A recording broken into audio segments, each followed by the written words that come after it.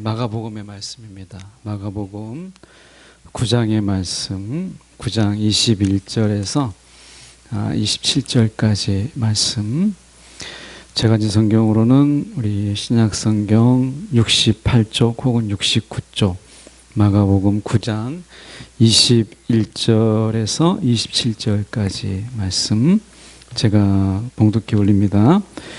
예수께서 그 아버지에게 물으시되 언제부터 이렇게 되었느냐 하시니 이르시되 어릴 때부터이니이다. 귀신이 그를 죽이려고 불과 물에 자주 던졌나이다. 그러나 무엇을 하실 수 있거든 우리를 불쌍히 여기사 도와주옵소서. 예수께서 이르시되 할 수 있거든이 무슨 말이냐? 믿는 자에게는 능히 하지 못할 일이 없느니라 하시니 곧 그 아이의 아버지가 소리를 질러 이르되 내가 믿나이다. 나의 믿음 없는 것을 도와주소서 하더라.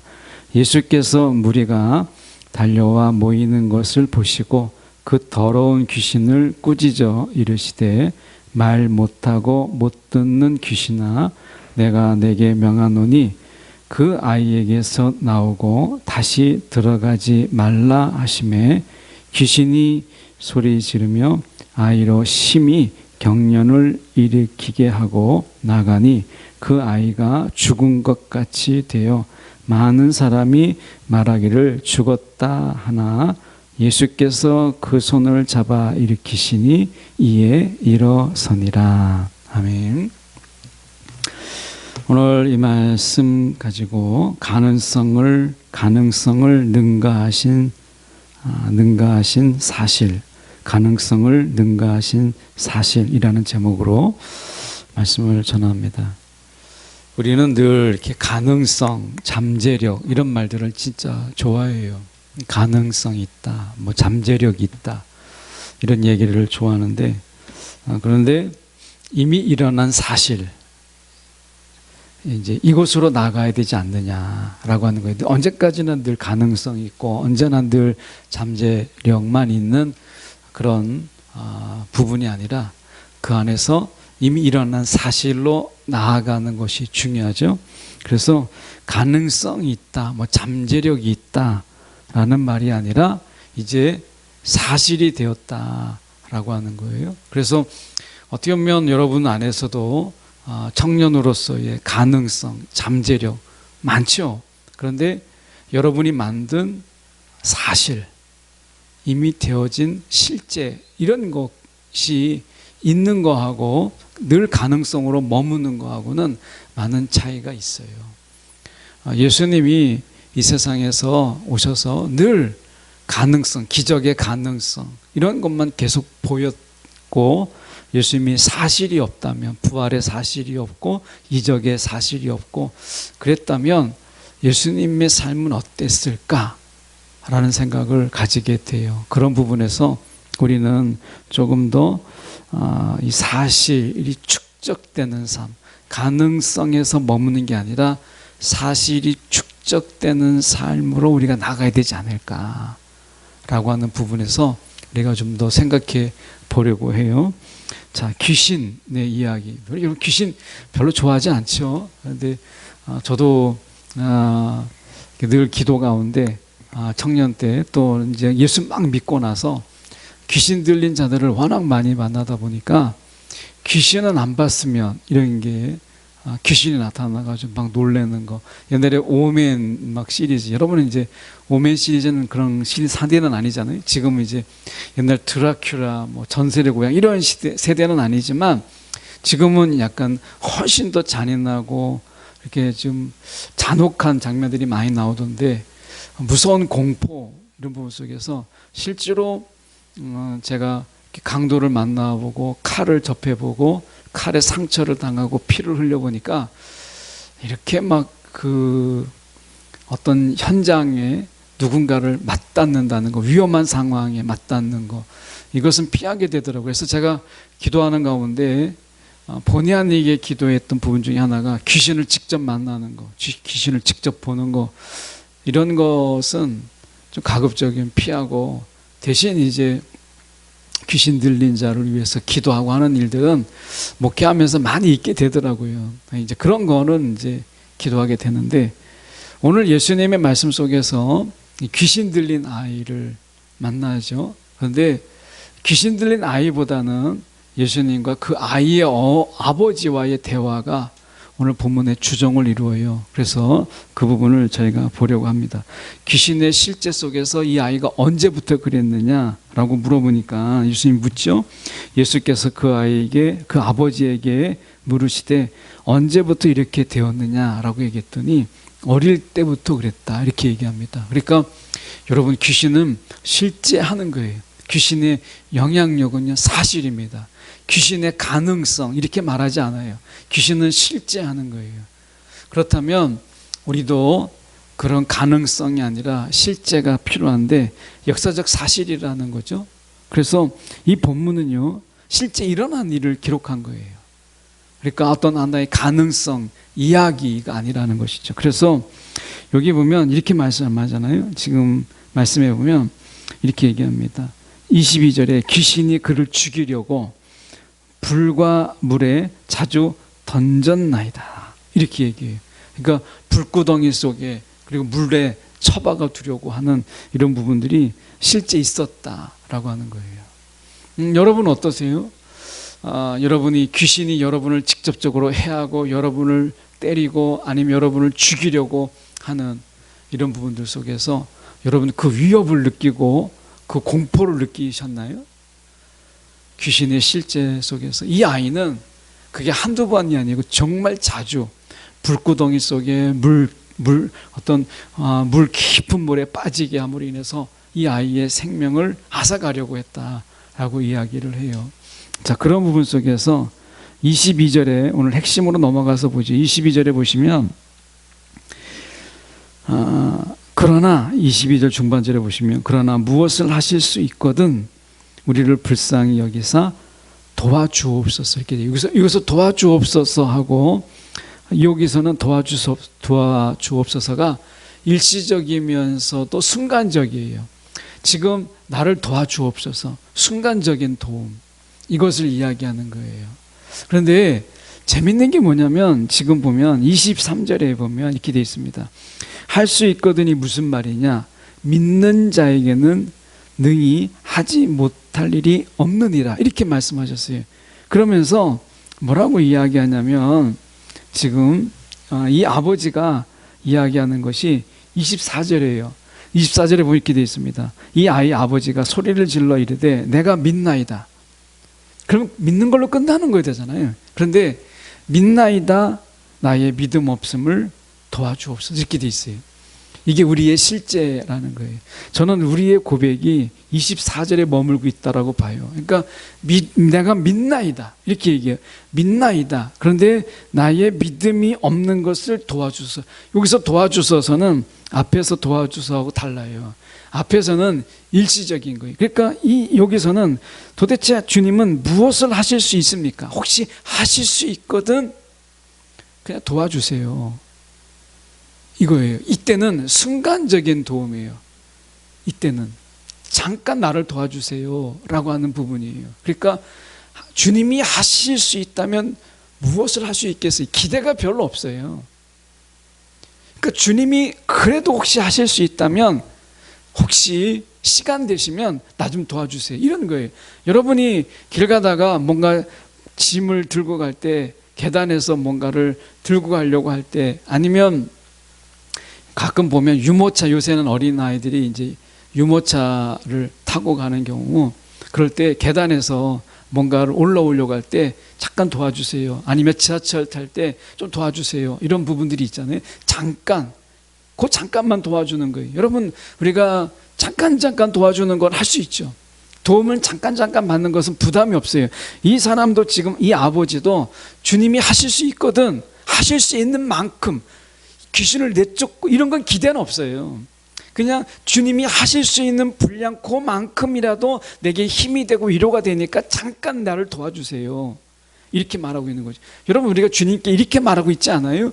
주님, 내가 다 할 텐데 주님, 잠깐 주님 이것만 도와주세요. 여러분, 주님을 도움을 구할 때 일시적이고 순간적인 도움을 구하고 계시고 있지 않아요? 그런데 오늘 24절의 말씀 속에서는 그런 도움이 아니에요. 계속적인 현재 명령법이라는 헬라어를 사용하고 있어요. 헬라어 현재 명령법은, 이 명령법이라고 하는 것은 간구예요. 명령하는 게 아니라 주님께 어떻게 명령하겠어요? 그러니까 현재 명령법이라고 하는 것은 헬라어에서 이것은 간구예요. 간구인데 이것은 계속, 현재라니까 계속적인 거예요. 계속해서 나를 도와주옵소서, 이거예요. 이때는 뭐라고 얘기하냐면, 중간에 뭐가 들어가요? 할 수 있거든이 무슨 말이냐? 믿는 자에게. 이것은 믿는 자, 지금 그 아버지를 이야기하고, 너가 믿으면, 이 말이죠. 믿는 자에게는 능히 하지 못할 일이 없느니라, 이렇게 얘기한 거예요. 너가 지금 사람 잘못 봤어. 너는 나한테 잠깐 도와주세요. 할 수 있는 만큼만 도와주세요. 이렇게 말할 수 있는 그런 자가 아니다. 나는 너가 구하는 것 그 이상을 난 해줄 수 있는 그런 자야 라고 이야기하고 있는 거예요. 믿음의 크기가 경험의 크기를 결정한다는 거예요. 나사렛에서 예수님은 그들의 믿음 없음을 보고 이적을 행하지 않았어요. 그들이 믿음이 없기 때문에 기적이 없었어요. 우리가 이미 보았던 것처럼. 그래서 여러분, 믿음의 크기가 이적의 경험의 크기예요. 그래서 지금 말씀하는 것이 할 수 있거든이 무슨 말이냐? 믿는 자에게는 능히 하지 못할 일이 없느니라. 잠재력이 아니라 사실이고 실제가 일어나게 하는, 그것이 믿음에 있다라고 얘기하는 거예요. 저는 24절의 말씀을 오늘 중점으로 저희가 보려고 해요. 24절의 말씀에 보면 내가 믿나이다. 내가 믿나이다. 그런데 나의 믿음 없는 것을, 나의 믿음 없는 것, 영어로 얘기하면 unbelief예요. unbelief. 믿음 없음이에요. 믿음 없음. 믿음 없음은 두 가지로 볼 수 있어요. 하나는, 우리가 여기서 믿음 없음이라고 하는 말은 두 가지로 볼 수 있는데, 하나는 무엇이냐면 믿지 않는 거예요. 그리고 그러니까 믿지 않는 거, 믿으려 하지 않는 거예요. 믿으려 하지 않는 거. 이게 믿음 없음이에요. 믿으려 하지 않는 것이고, 또 하나는 진짜 믿음이 없음이에요. 여러분은 믿으려 하지 않으십니까? 아니면 믿음이 없으십니까? 믿음은요, 잠재력이 아니에요. 실제거든요. 그렇게 본다면 여러분은 믿으려고 하지 않으세요? 아니면 믿음이 없으세요? 여기서 믿음이 없다는 것은 믿음의 내용이 없다는 거예요. 믿음의 내용. 믿음의 내용이 없다는 거예요. 그러니까 이 아버지는 정말 믿고 싶은 거예요. 내가 믿나이다. 근데 내게는 믿음의 내용이 없습니다. 이 말이거든요. 믿는데 믿음의 내용이 없어요. 혹시 여러분은 믿는데 믿음의 내용이 없나요? 믿음의 실제 일어난 사실, 믿음에 일어난 어떤 사건들, 믿음이 일으킨 사건들, 이런 것이 없다라는 거예요. 나는 믿지만 믿음의 내용이 없습니다. 믿으려 하지 않는 게 아니라 믿음의 컨텐츠가 내게 없다라는 거예요. 여러분, 이야기가 있는데, 그런 이야기 있잖아요. 이야기가 있는데 이 이야기의 내용에 짜임새가 없는 거예요. 그게 컨텐츠가 없는 거예요. 말은 있는데 그런 게 없는 거예요. 제가 아이들을 이렇게 어렸을 때 재울 때 어떤 이야기를 주로 했냐면, 이제 토끼가, 엄마 토끼와 아빠 토끼가 만나서 새끼를 낳았고, 하나를 낳았고, 좀 있다가 또 둘을 낳았고, 좀 있다가 셋을 낳았고, 이러다가 이제 아이들 숫자를 막 계속 올라가면 아이들이 잠들 줄 알았는데 아이들이 싫어하더라고요. 그러니까 내용이 없는 거예요. 만약에 예수님이 이 땅에 오셨는데 오시면 이 내용의 컨텐츠가 없어요. 십자가는 예수님의 이야기에 정말 중요한 부분이잖아요. 부활도 그렇고 예수님의 내용 속에 사람의 만남의 이야기가 있고, 거기에 이적이 있고 치유가 있고 귀신을 쫓은 내용의 사실들이 있다는 거예요. 오늘 우리가 예수님을 믿는데 예수님과의 이야기가 있나요? 사실이 있어요? 예수님을 믿는데 믿음의 컨텐츠가 있나요? 이것은 공허한 이야기, 허무맹랑한 이야기는 있는데 이야기 속에서 감동도 없고 맛이 있고 멋이 없어요. 컨텐츠가 없는 믿음, 이게 이 아버지의 믿음이었어요. 그러니까 내가 믿나이다. 그런데 나의 믿음 없음을 도와주옵소서. 이 말은 뭐예요? 나의 믿음의 내용들이 채워지게 해주세요. 믿음의 내용이 없는 거예요. 여러분, 예수님과 내가 예수님을 믿어요. 그러면 예수님을 믿으면 예수님과 나와의 이야기가 채워져야 되는 거예요.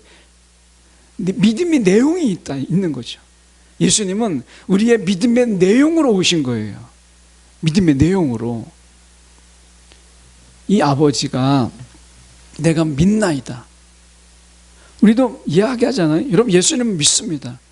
하죠. 근데 예수님을 믿는데 예수님과 나와의 찐한 스토리가, 그 실제에 있는 사실의 이야기가 없다면 나는 믿지만 나는 믿음의 내용이 없습니다. 이렇게 말할 수 있는 거예요. 그래서 도와달라는 거예요. 이 도와달라는 것은 지속적인, 계속적인 도움이에요. 오늘 여러분, 우리의 기도가, 우리의 믿음이 이런 믿음, 컨텐츠가 있는 이런 믿음이 되지 않겠어요? 지금은 이야기의 시대잖아요. 이야기. 얼마나 스토리텔링의 시대예요. 지금은. 얼마 전에 이제 승찬이가 이제 휴가를 나와서 영화를 봤어요. 마블 시리즈의 영화를 봤는데 닥터 스트레인지에 대한 이야기인데 허무맹랑하죠. 사실을 보면, 내용을 보면 허무맹랑한 이야기. 그런데 그 속에서 뭔가를 이야기하려고 하는 메시지가 있잖아요. 메시지가. 거기에서 나오는, 우리가 보면 영화 속에서 정말 이성적으로 행동하는 한 여인의 이야기가 나와요. 이성적인. 근데 그 이성적인 것 때문에 오히려 파괴를 일으키고 오히려 폭력을 정당화시키는 이런 것을 보게 돼요. 이성이라는 거 하는 것 때문에. 여러분, 사람의 이성이 때로는 얼마나 강력한 파괴의 무기가 될 수 있는가를 그 영화에서는 보여줘요. 여러분, 그래서 때로는 이성이 아닌 믿음이 필요한 거예요.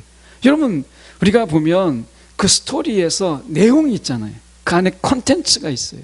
여러분의 삶의 컨텐츠는 뭐예요? 여러분의 삶을 누군가에게 이야기할 때 여러분의 삶의 컨텐츠가 있어요? 그냥 살아왔던 삶은 있는데 삶의 컨텐츠가 없다면 여러분, 그 삶을 우리가 허무하다, 공허하다라고 이야기하는 거예요. 혹시 저와 여러분의 믿음이 공허한 믿음 아닌가요? 여러분, 그래서 도와달라고 하는 거예요. 중국빵 아세요? 중국빵. 옛날에 세이브존 앞에 중국빵을 팔았어요. 이 중국빵은 어떻게 보면 굉장히 이렇게 부풀게 빵을 호빵처럼 되어 있는데 이게 나중에 딱 한 문이 물잖아요. 구멍이 뻥 빠져나가요. 속은 비어 있어요. 호떡이 아니라 중국빵이 옛날에 세이브존에서 팔았었는데 호떡 말고 그 전에 팔았던 빵이 있어요. 중국빵이라고. 중국에 가면 이렇게 이제 튀기는 건데 이렇게 부풀어 올라요. 근데 겉에는 속이 꽉 차요 보이죠? 근데 한 입 딱 물면 공기가 싹 빠져나가면서 속은 비어져 있는 빵이에요. 그래서 이른바 중국빵이라고, 공갈빵이라고 하기도 하는데 여러분 잘 모르시나요? 공갈빵이라고 하는, 속은 비어있는 빵이에요. 공기로 차있는 빵이에요. 우리의 믿음이라고 하는 건 있는데 내용이 없는 이런 믿음이라면 여러분, 주님이 우리 가운데 주님께 도와달라고, 우리의 믿음의 내용을 채워달라고, 그 사실들로 채워달라고. 여러분, 믿음의 가능성, 믿음의 잠재력이 아니라 우리에게 필요한 것은 뭐냐면 믿음의 사실이에요. 사실. 이게 우리 가운데 필요한 거예요. 말씀에서 우리가 좀 제가 중간에 건너뛰었는데 잠깐 보면 이런 내용이 있습니다. 자, 23절로 가서 보시죠. 예수께서 이르시되 할 수 있거든이 무슨 말이냐? 믿는 자에게는 능히 하지 못할 일이 없느니라, 이렇게 얘기했어요. 그러니까 여기서 우리가 보면 이 믿음을 위해서 역사하시는 주님, 이거잖아요. 믿음을 위해서 역사하시는 주님, 이거예요. 그러니까 어떻게 보면 우리가 믿는 자에게 능치 못할 일이 없다는 게 두 가지를 관점에서 볼 수 있는데, 하나는 우리가 나사렛에서 배척당하신 예수님, 믿음이 없으면 기적이 없다라고 하는 것을 앞에서 얘기했죠. 두 번째로 본다면 믿음을 위해서 역사하시는 주님, 이거예요. 그러니까 두 가지 잘 보세요. 하나는 믿음 안에서 역사하시는 주님이에요. 주님은 둘을 볼 수 있는데, 믿음 안에서 역사하시는 주님, 하나는 믿음을 돕기 위해서 역사하시는 주님이에요. 도마가 믿음이 없었잖아요. 그래서 도마를 위해서 부활하신 예수님이 그에게 나타나셨어요. 표적을 나타내신 것도 마찬가지죠. 그러니까 믿음이 없는 사람에게 믿음을 돕기 위해서 베푸시는 하나님, 주님의 역사가 있어요. 믿음을 돕기 위해서. 또 하나는 믿음 안에서 역사하시는 주님의 역사가 있어요. 자, 여러분에게 필요한 건 뭐예요?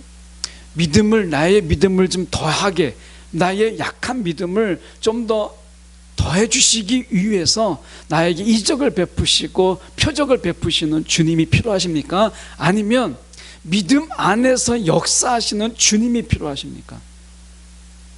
오늘 이 아이의 아버지는 나의 믿음이 없는 것을 도와주기 위해서 주님, 나에게 표적을 베풀어 주세요 라고 말할 수도 있는 것이에요. 그런데 저는 첫 번째로 보고 싶어요. 믿음 안에서 역사하시는 주님을 보게 해주세요 라고 하는 거예요. 나의 믿음이 있기 때문에 나의 믿음의 역사를 보게 해주세요. 나의 믿음 안에서 역사하시는 주님, 이게 우리 가운데 필요한 거예요. 언제까지 우리의 믿음을 위해서, 우리가 믿음이 좀 자라기 위해서 표적을 베풀고 이적을 베푸는 거, 이게 한계가 있어요. 주님께서 많은 표적을 따르는 많은 무리가 있었는데 예수님께서 그들에게 다 그 표적을 다 보이지 않았어요. 그들에게 뭐라고 했냐면, 나는 요나의 표적 외에는 보일 게 없다, 이렇게 말씀하셨어요. 다시 말하면 우리의 믿음을 더 견고하게 하기 위해서, 믿게 하기 위해서 베푸시는 이적, 표적은 한계가 있다. 믿음의 성장에 한계가 있어요. 이 믿음은 처음에는 우리가 잠깐 도움이 되지만, 여러분, 믿음을 위한 표적은 한계가 있어요. 믿음이 자라지 않아요. 아직도 여러분이 나의 믿음을 위해서 표적을 베풀어 주세요, 이적을 베풀어 주세요 한다면 여러분 그걸 탈피하시고 오히려 지금처럼 예수님께서 23절에 말씀하는 것처럼 믿는 자에게는 능히 하지 못할 일이 없느니라. 믿음 안에서 역사하시는 주님을 만나세요. 그러면 거기에서 믿음이 자라는 거예요. 여기는 한계가 없어요. 그래서 23절에는 우리가 믿음 안에서 역사하시는 주님을 이야기하는, 그래서 24절에 다시 가서 이렇게 얘기하잖아요. 그 아이 아버지가 소리를 질러 이르되 내가 믿나이다. 이제 내가 주님을 믿습니다. 내 안에서 믿음의 내용들, 내 믿음 안에서 역사하시는 주님을 내가 보게 해주세요, 이렇게 외치고 있잖아요. 나의 믿음을 위해서 이적을 베푸는 게 아니라 내가 믿습니다. 내 믿음 안에서 역사하시는 주님, 그 주님을 내가 경험하게 해주세요, 이렇게 말하고 있는 거예요. 전혀 다른 거예요. 여러분은 믿잖아요. 이 시간에 믿음이 있으니까 이 자리에 나온 거예요. 그렇죠? 그래서 여러분의 믿음 안에서 역사하시는 주님, 믿음의 실제가 있고 주님과의 만남의 이야기가 있는 믿음의 내용을 위해서 지금 구하고 있는 거잖아요. 자, 예수님이 그렇게 구하니까 25절에 뭐라고 말씀하시냐면, 25절을 보십시오. 이렇게 돼 있잖아요. 예수께서 무리가 달려와 모이는 것을 보시고 이들은 표적을 구하는 자였어요. 근데 아버지는 아니었어요. 달라요. 아이의 아버지는 내가 믿지만 믿음의 내용이 없다라는 것이 탄식을 하는 것이고, 25절의 무리는 아이의 아버지와 달라요. 표적을 구하고 있는 거예요. 다른 거죠. 그래서 예수님께서 어떻게 하셨냐, 더러운 그들이 모이기 전에 달려오는 것을 보시고 더러운 귀신을 꾸짖어서 이렇게 했어요. 말 못하게 하고 못 듣게 하는 귀신아, 내가 내게 명하노니 그 아이에게서 나오라, 이렇게 이야기했어요. 귀신을 내쫓았어요. 이 아버지는 예수님을 만난 믿음의 컨텐츠를 가지게 된 거예요. 아마 이 아버지는 이 아이로 인한 귀신을 내쫓은 이 아이가 이 아버지에게 있어서는 잊지 못할 믿음의 내용이에요. 아마 많은 곳에 갈 때마다 자기의 이야기로 이야기할 거예요. 여러분에게는 믿음의 내용이 무엇이 있어요? 믿는다 하면서 믿음의 내용이 없는 공허한 믿음으로 혹시 살아가고 있지 않습니까? 늘 가능성, 언젠가는 잠재력으로 살아가십니까? 아니요. 실제를 만드세요. 실제를 위해서 구하세요. 믿음의 실제를. 그래서 이 아이 속에서 귀신이 나가요. 26절에 귀신이 소리 지르며 아이로 심히 경련을 일으키게 하고 나가니 이 아이가 죽은 것 같이 됐다, 이렇게 돼 있어요. 죽은 것 같이 되는 이유가 뭐죠? 사람은 영혼과 육체로 연결돼 있어요. 그래서 영혼이 떠나면 육체로요 우리가 살지 못해요. 영혼이 없는 육체는 죽음인 거예요. 그래서 그전에는 이 귀신의 영이 이 아이를 지배했기 때문에 이 아이가 자해하면서 살았어요. 그런데 이 아이 속에서 귀신이 떠나니까 원래의 영이 그 아이를 지배하고 다스리고 인도해야 되는데 이 귀신의 영에 눌려서 이 아이의 영이 제대로 활동을 하지 못한 거예요. 그러니까 죽은 것 같이 된 것이죠. 그래서 27절에 예수께서 그 손을 잡아 귀신이 일어섰다라고 하는 것은 그 아이의 영이 제자리로 돌아오게 되었다라고 하는 것을 이야기하고 있는 것이죠. 자, 이 아이가 중요할까요? 이 아버지의 이야기가 풍성할까요? 여러분, 간증을 한다면 이 아이의 이야기가 풍성할까요? 이 아버지의 이야기가 풍성할까요? 생생하게 이야기할 수 있는 예수님을 만난 이야기를 누가 할 수 있겠어요? 아이일까요? 아니면 아버지일까요? 저는 아버지예요. 이 아이보다 믿음의 컨텐츠가 더 생생한 것은 이 아버지예요. 아이보다. 치유받은 것, 귀신을 쫓겨난 것은 아이이지만 믿음의 컨텐츠는 아이보다는 아버지예요. 왜? 아버지가 구했으니까. 계속해서 도와주옵소서라고 기도했잖아요. 믿음 안에서 믿음의 내용을 채우시는 예수 그리스도, 이 아버지가 만난 예수예요. 여러분, 오늘 주님은 저와 여러분 속에서 믿음의 내용을 채우시기를 원하세요. 믿음의 내용이 없는 신앙이 공허한 거예요.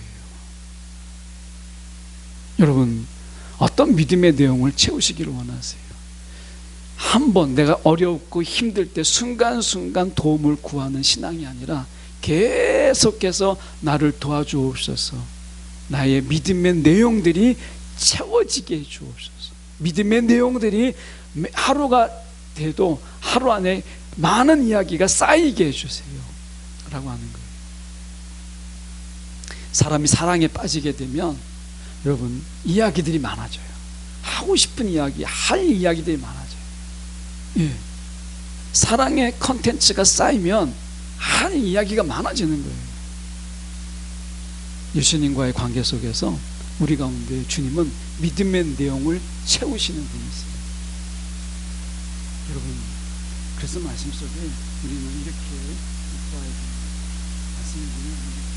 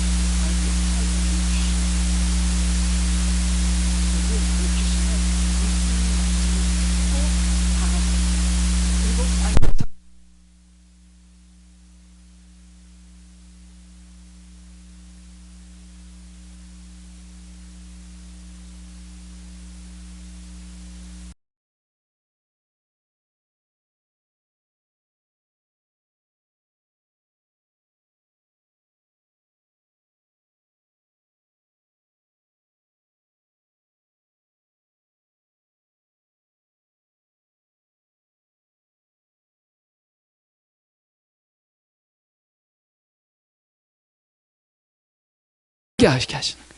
이게 주님의 믿음의 내용이에요. 믿음의 내용들을 주님께서 채우심을 통해서 말하게 하는 거예요. 이게 오늘 주님의 역사라는 거예요.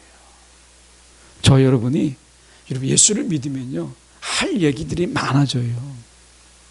나눌 이야기들이 많아져요.